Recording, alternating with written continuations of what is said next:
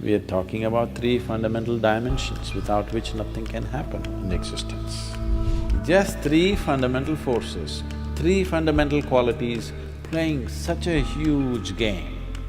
They are different only on the surface. Deep down, it's all the same thing. So, modern scientists, in their own language, they're saying Shiva is holding everything together.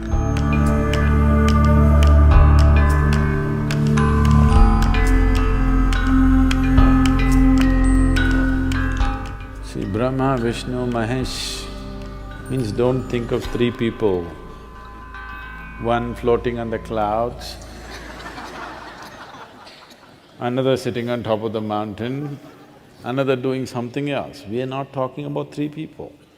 We are talking about three fundamental dimensions without which nothing can happen in existence. If you look at these stories closely enough, Brahma is the creative force. Is there creation in the existence? For sure. Vishnu is the maintenance. Is maintenance happening? I'm not talking about Delhi, I'm talking about creation. There maintenance happening. Definitely there is destruction, isn't it? Within your body right now, millions of cells are dying, millions of new cells are being created, and billions are being maintained, isn't it? So you are a manifestation of these three forces. So is the planet, so is the solar system, so is the whole creation. It is a manifestation of these three aspects of creation, maintenance and destruction. You might have gotten little attached to Shiva and become little destructive.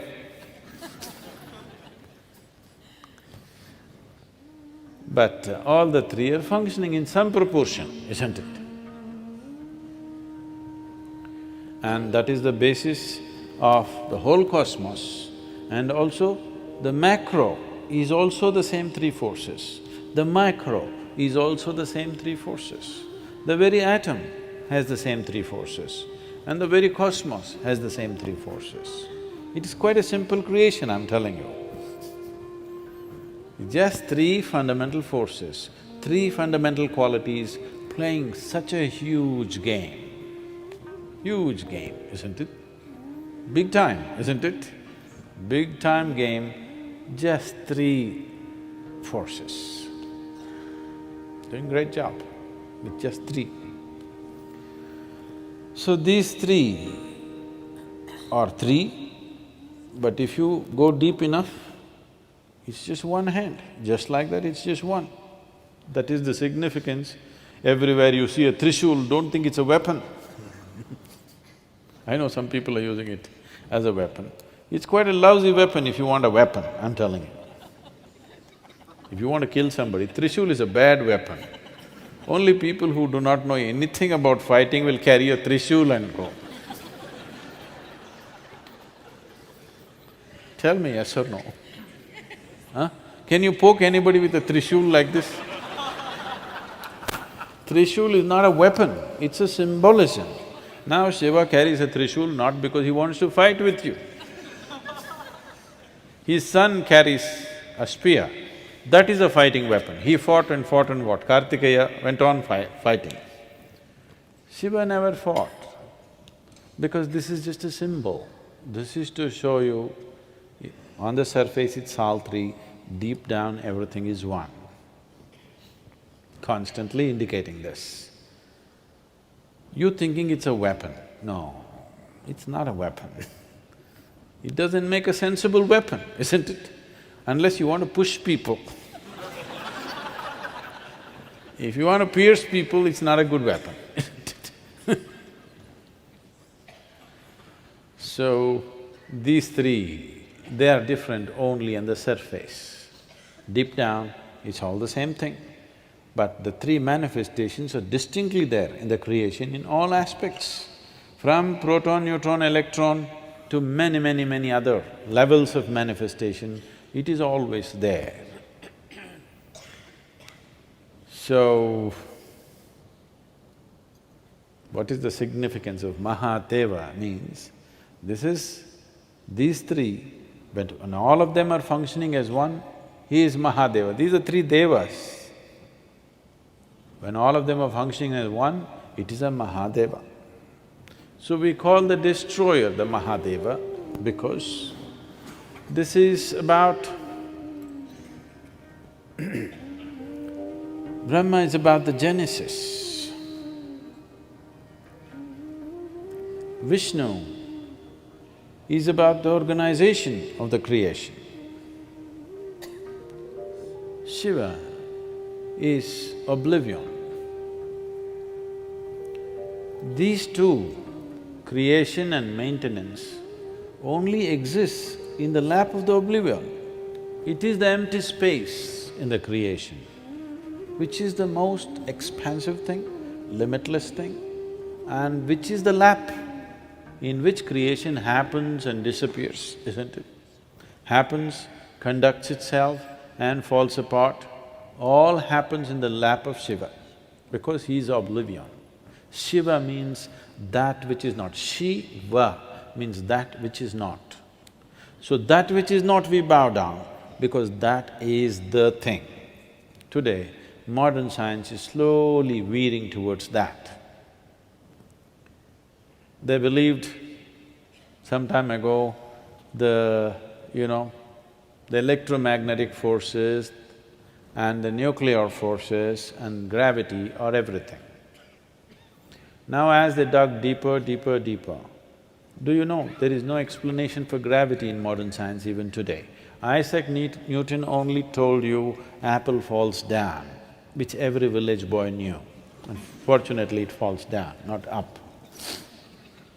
He gave no explanation, no mathematical background to it. Simply he said it falls down, nothing else. And since then, they have been trying to find out. They know at least enough about the other forces.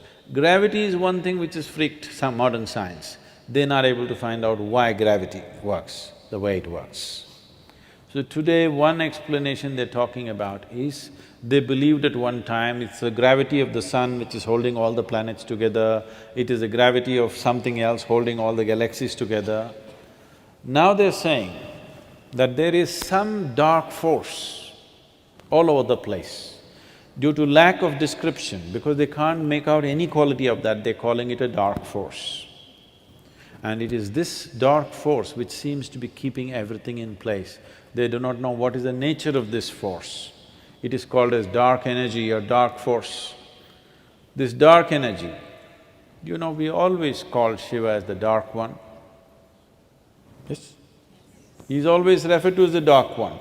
His night is the darkest night in the month. So, modern scientists, in their own language, they're saying Shiva is holding everything together. Now, I don't want you to imagine one man sitting there and holding everything together. That's not what it is. Shiva means that which is not. So that which is not is held as the highest, because that which is not is the largest manifestation in creation, isn't it so? If you look up in the sky, do you ever do it? Do you ever do it? Okay. I believe you, all right. So if you look up in the sky, because your visual apparatus are made in a certain way, you will think the sky is full of stars. That's not the reality. The largest thing out there is empty darkness, isn't it? The galaxies that you see there are just small specks. Rest, the vast expanse is nothing, isn't it? So that is what we are referring to as Shiva. But there are many aspects to this.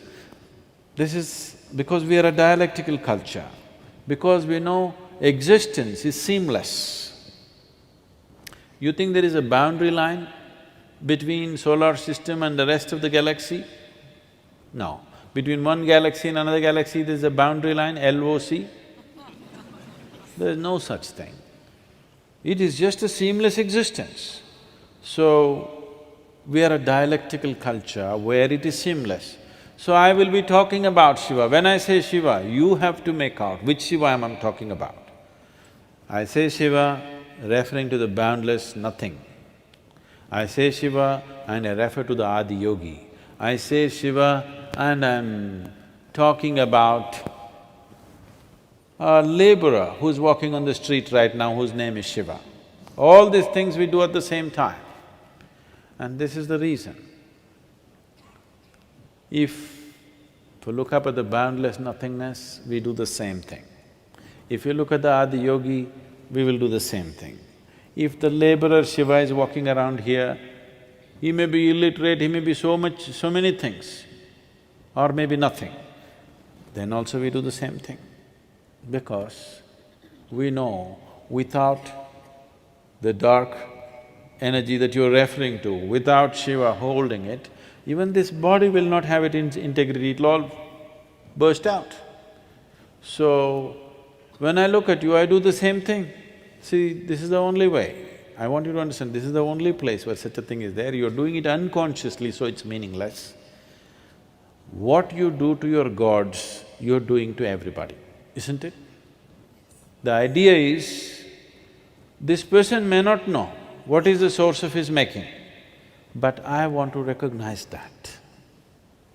He may not know that the Creator is throbbing within himself, but it is my prerogative to see it. If I see it, it makes a difference for me. If he sees it, it will do wonders for him, but now I want to see it.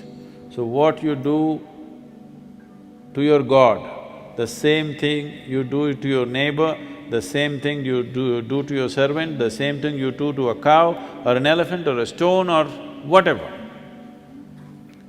Because you don't want to miss an opportunity. You want to make an effort wherever you are to see that the source of creation is constantly throbbing in every piece of creation and nobody can deny it, isn't it?